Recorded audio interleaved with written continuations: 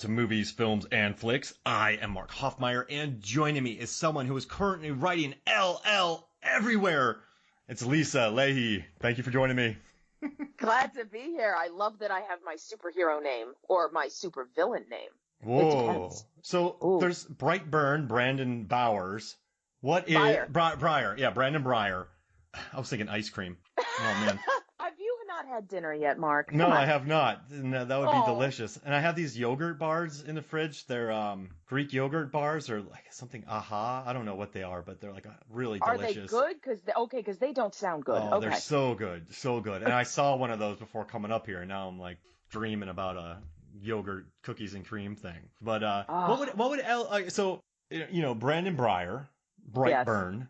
Lisa Leahy. So yes. What would it be? Lightning. Oh, I don't know. I'm not very fast. Lightning, light.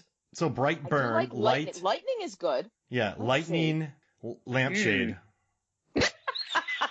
I do dance with a mean lampshade. Yeah, that's not a bad one.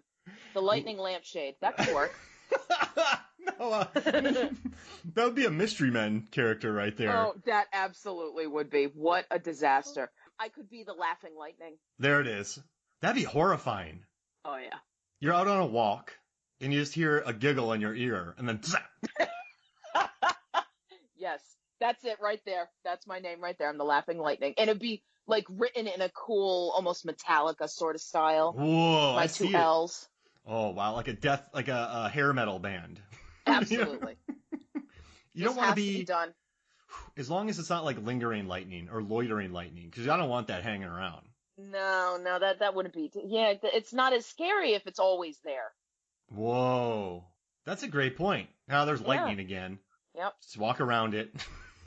Yep. Yeah, just, it's you still here? Yeah, sorry. I haven't gotten my act together. Sorry. You got to pay rent. Don't mind me. Yeah, get out of my house.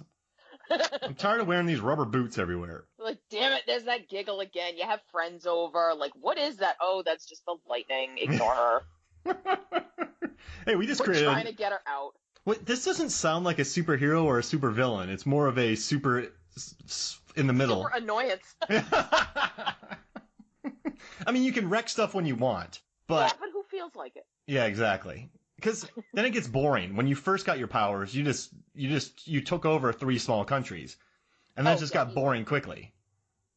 Yeah, because I mean, when you don't have to put much effort into it, then it's no longer fun. Mm-hmm. You know, when you these teams, these sports teams, and yes, I'm not a Patriots fan. I live in New England. I'm putting it out there. When you have the same team winning over and over and over and over and over and over again. I mean, I grew up. It was like the Bulls, or it was the Cowboys, or it was whoever, and just it gets boring. You want somebody else to take down. You root for the underdog. Mm-hmm. So, when you take over 3 countries just for a snap of your fingers and the lightning is taking everybody out, it gets old. Yeah, I could see that. It's not because at first you're not really thinking about the consequences. You're just really going after your powers. But then, I mean, yeah. After you've leveled 3 countries, you're kind of thinking to yourself, whew, I did something bad here. I guess if you have a conscience, it's more like, okay, so what other challenges are out there? You start having a sort of existential crisis. Mm-hmm. Like, if I am all powerful and there's nothing that, really gives me a challenge, what am I doing? I guess I could take up crocheting. Ooh, but that's tough with lightning hands. It would be. You would just burn it all. You'd have to use you can't use a metal hook. That would create some problems. So you gotta just you have to have, could you use rubber gloves? But you can't really do that with rubber gloves. Yeah, see, it takes the creativity out of it. It makes you kind of like a Butterfingers. Yeah. You can be able to feel the yarn as you go. You need Edna Mode to set you up. See, she would really have the idea of how this could all work. But then you might blow her up on accident. Yeah, I guess. I mean, I could try and behave. As long as she doesn't look at me the wrong way. But, she's got a mouth on her, that one. Who knows? Would you send lightning from... So you probably can shoot lightning from your fingertips. Would you rather just bombard them from the sky or just get on the ground and get it done? I would be sneaky. Yeah. I would be sneaky. You wouldn't see me coming. It would be the kind of thing like I'd walk past you on the street and I'd kind of just sort of send one after you. You wouldn't know it was me. It's people, clouds of dust everywhere. Yes, pretty much. Well, like... I'm shady that way. It would have to be a sneak attack because just the look of surprise on people's faces would just be my entertainment. So you just sit at a park and just randomly zap people? Pretty much. Yeah. Sit there with my sunglasses. You don't know that I'm staring at you, but you're the next one to get hit. Yes, Wait, absolutely. last year, when whatever team you hate the most was going to score whatever point that would have beaten your team, were you the one responsible for blowing that person up? No, because I'm a fan of a terrible team.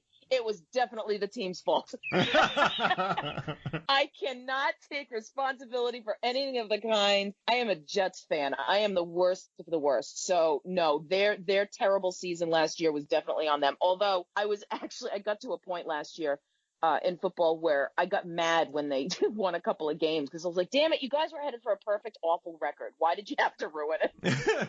Yeah, that's a great distinction. I thought so. Mm-hmm. I mean, when you're that terrible, you got to be entertained by it, you know? I mean, I feel bad for them because it sucks to lose all the time. But for me, and when people come at me for it, I figure, I'm no threat to you. What do you want?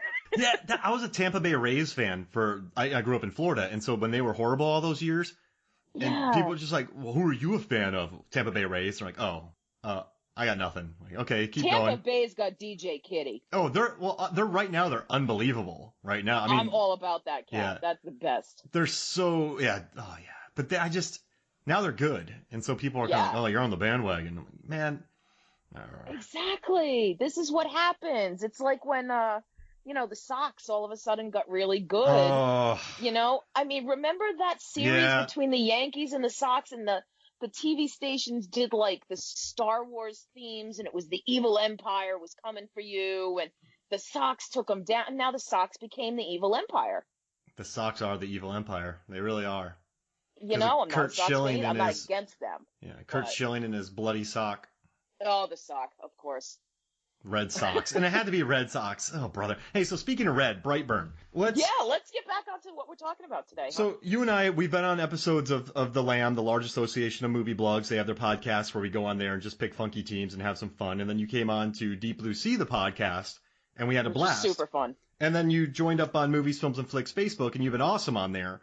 And I don't know how it happened, but one day you brought up, someone brought up Brightburn, and you made a comment where you wrote, I love Brightburn. And I absolutely do. A light went off in my head because it's a movie that I have a weird relationship where I love the idea. I know a lot of people really gravitate towards the ultra violence in the film. There's something about it that I want, and this is very picky, and I hate when people say it, but there's just something missing from it for me.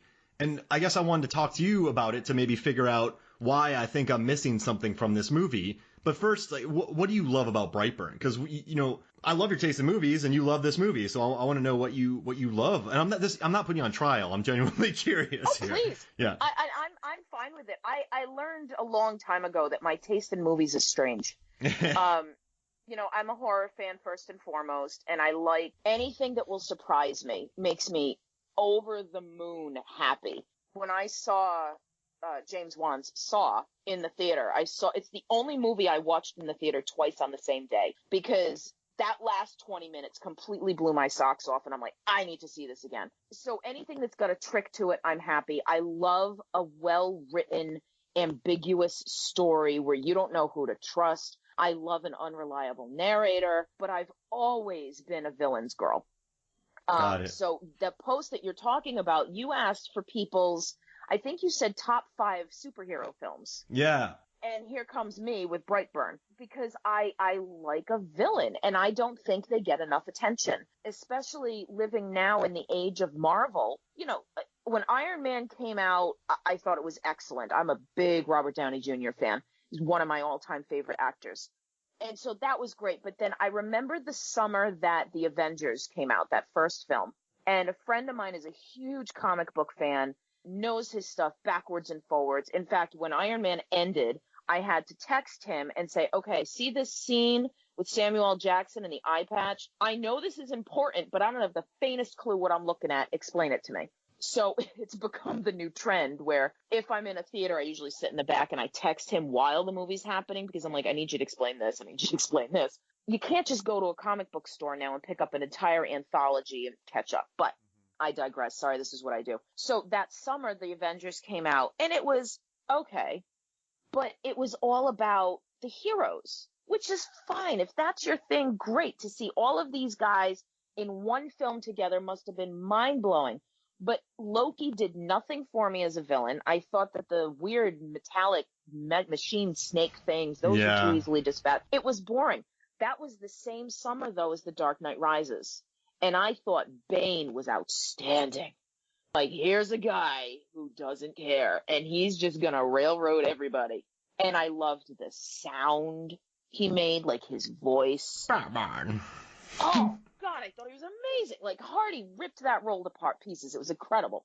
I want a story. I want a character that's going to make me sit up and notice, isn't easily dispatched. You know, that's always my complaint. That's my biggest complaint with Marvel, because I think their best villains are Killmonger from Black Panther and Ebony Maw, who is like, you know, Thanos' henchman.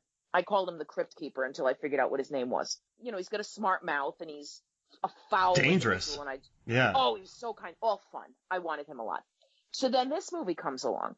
I see little bits about this because, you know, most people are sick of me saying it, but I gave up trailers years ago. So I heard about this movie that was sort of like, you know, what happens if a Superman type kid landed, but he was evil? And I was like, I'm in. Thank you. That's all I need. I love that there's a villain. I love that he's just evil. I'm interested that I like it as much as I do because of a certain couple of things. But he starts off human and he goes evil. I say that with the air quotes around it. But there's no hero that's gonna like flick their hands and off he goes, and now the villain's gone and the hero has saved the day again. Yeah, there's some stakes to it, right? Because there's no hero, and a lot of these people are just doomed that come across him. Yeah, they're all screwed. Yeah. And it makes me sound like a really frightening person. There's something to me about the villain getting away. There's something to me about, and I was thinking about this earlier, like, how do you define this kind of thing? I like horror. People like horror movies because it's a safe way to be scared. It's a safe way to be unsafe in the moment. Mm-hmm. But being safe isn't scary. You know, like, you watch a movie like World War Z, and you've got Brad Pitt as the hero of this PG-13 zombie movie. You have a scene where he's trapped in a basement lab with all the zombies coming, and not once did I worry that he was in danger. Yeah. Because it's Brad Pitt. You know, Brad Pitt is not going to be a Janet Leigh, a Drew Barrymore, somebody who dies. You know, he's not going to die in his film, so I don't worry about him. This film, all, you know, the gloves are off. You know, it's going to be what it's going to be, and he's going to take out everyone who turns on him, which I found interesting. He's not just inherently evil. He goes after the people who wrong him. He sure does. Well, what about the cops? They're just in his way, correct? So they are a product of... Yeah, that's true. They're sort of a bad timing. I mean, this poor guy's just trying to solve a mystery, and... I really like what you said about that, and I listened to the commentary on this from, you know, I found it to be interesting, and thinking about James Gunn, where, you know, he's made Super before. He only produced this, he didn't write it, but he directed Super, he made Slither, he had a part in Belko. He kind of likes to explore, even when he's just producing, these darker territories of... I do love Belko. Yeah, and you know what's interesting about Belko is, I think Slither is amazing. And I think it's amazing because it pulls no punches. There are some truly grotesque moments, and the language is just horrible. But it has this interesting heart. And then I watched Super, and what I found about Super is, I mean, this guy fights crime by hiding behind dumpsters, and his violence is ugly and gross. And he's basically delusional, and it's just such an ugly movie, but it's in he fills it with some humor in there, and it eventually builds to a heart. Belko, McLean took that movie, took Gunn's script. I feel like he dropped a lot of the humor and just went mean. And I like Belko, but that's not a movie I want to watch much, because